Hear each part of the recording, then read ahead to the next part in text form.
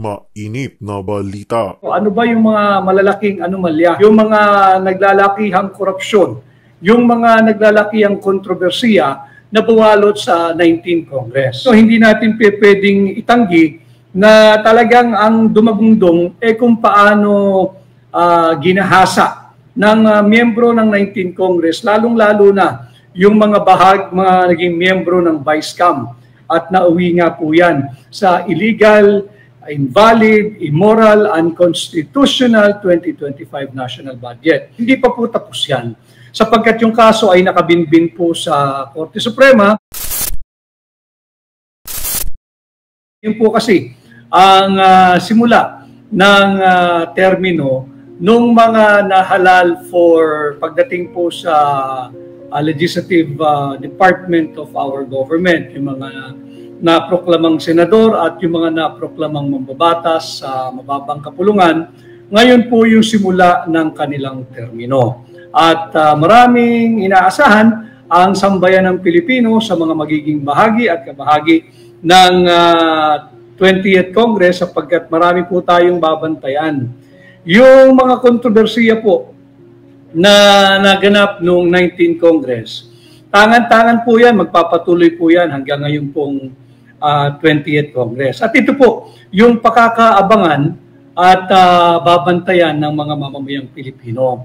At yun nga ho yung ating topic ngayon. Sana ay patuloy po tayong maging aktibo sa pagbumasid sa mga kaganapan sa ating bansa at maging bahagi ng mga mahalagang usaping panlipunan at tumutok po kayo dito sa ating pahina, ang Tinig Maisog, dito po sa aking page na may blue badge, ganun din po sa, of course, sa TikTok at ganyan din sa aking YouTube channel. Sana ho, yung lagi nilang sinasabi ay mag-like, share, and subscribe po kayo.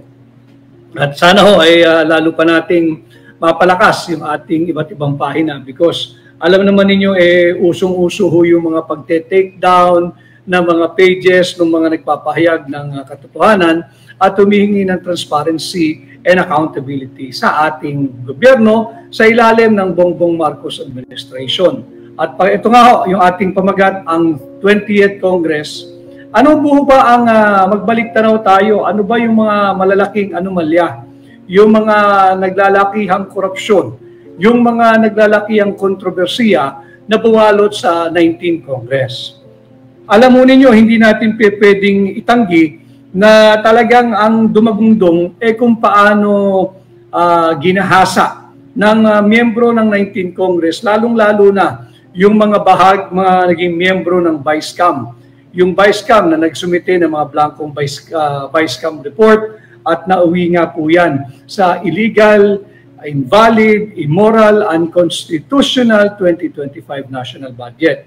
Yan po yung napakalaking kontrobersiya na lumabas po nung naging bahagi ng 19th Congress. Hindi pa po tapos yan sapagkat yung kaso ay nakabinbin po sa Korte Suprema, wala pang katiyakan kung ito'y diringgin pa, wala na pong katiyakan kung ito ay magkakaroon pa ng oral argument at inaabangan din po yung nauna pang kaso dito sa ating isinampa kasama po si Congressman Sid Ungab ng 3rd District ng Davao City, ang napakahusay na kongresistang si Congressman Isidro Sid Ungab.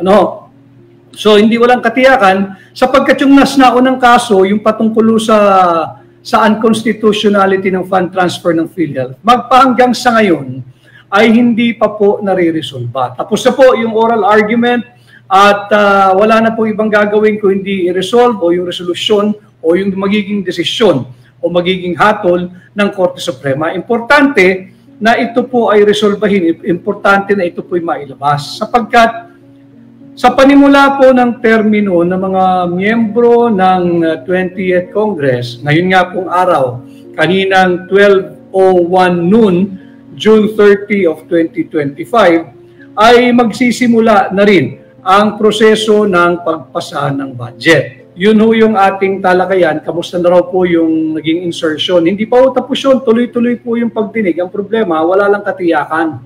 Kung kailan mangyayari yung pagdinig muli or yung magiging resolusyon ng kaso. Yung napakalaking kontrobersiya ay yun nga pong BICAM flawed, unconstitutional, illegal process. Yung BICAM, yung renate po nila yung ating budget ngayong 2025. Ang daming ibinawas sa education sector at alam naman natin na kulelat po tayo pagdating sa reading, sa math, sa science, kulelat ang ating mga kabataan. But in spite and despite of them knowing da kulelat po yung ating sistema ng edukasyon, lalong-lalo na sa math, sa reading, sa science. Malinaw po yan sa lahat ng napakaraming pag-aaral na binawasan pa rin po ng 32 billion pesos ang education sector ngayong taon. At hindi rin natin pwedeng makalimutan na ginawang prioridad itong Department of Public Works and Highways, itong tinatawag na infrastructure. Dito po binuhusang pondo, itong 2025, handa po sanang talakayin ng ating legal team sa Korte Suprema kung bakit illegal, unconstitutional at immoral at invalid ang 2025 budget. Sapagkat ang ibinuhos ng gobyerno, ng administrasyon ni Bongbong Marcos sa DPWH ay 1.113 trillion. 1.113 trillion pesos. Para daw sa ano? Siyempre, yung paborito ho ng mga miyembro ng 19th Congress, yung flood control. Yung flood control, ito po ay nag-uulan na naman. Wala pa po tayong bagyo, palagian na po yung pagtaas ng tubig, yung pagbaha. Flood control nila ilinagay. Yung rock netting, usong-uso po at popular po ito sa probinsya, yung rock netting, dahil napakalaki po ng mga patong dito, ng mga tiwaling membro ng 19th Congress. At ganun din doon sa Cat's Eye. Ito po yung nakikita ninyo doon sa kalsada na linalagay sa gitna. Essentially, dapat po yun parang guide. Pero hindi po lahat ng kalsada ay pwede mong lagyan yan. Sapagkat pag mali ang kalsadang linagyan mo at hindi naman talaga angkop doon yung Cat's Eye, mas nakakaduling ho sa gabi yan, lalo na kung hindi po well lighted yung kalsadang pinaglagyan ng Cat's Eye. Depende lamang po yan doon sa ilaw ng sasakyang paparating. Mas nakaka-aksidente po yan. So dyan nila binuhos yung ating pera, yung pera ng mamamayang Pilipino, yung unprogrammed appropriation, yung 531.67 billion pesos na unprogrammed. Ano naman po yan? Dyan po nakatago yung kanilang mga congressional insertion, yung AKAP, yung AIX, at kung ano-ano pang anyo ng ayuda na bumaha naman talaga nitong huling halalan, bumaha naman talaga nitong huling eleksyon. Hindi po ito yung kailangan natin mga Pilipino Kaya ito yung mga kinasasangkutang kontrobersiya, anomalya, iligalidad, graft, and corrupt practices noong 19th Congress. Ngayon nandito na ho tayo sa 20th Congress, lalo po tayo dapat maging mapagmasid. Hanapin din natin yung ipinagmamalaki. Hindi lamang ni Bongbong Marcos bilang Pangulo ng Republika ng Pilipinas, kung hindi lahat ng miyembro ng 19th Congress. Hindi ba't palakpakan sila dyan doon sa tinatawag nating Maharlika Investment Fund. 3 taon na po ito, nasaan na ang Maharlika Investment Funds? Nasaan na po yung pondo? Saan ito ininvest? Dapat ito ay may malinaw na pagre-report sa mamamayang Pilipino. Malinaw.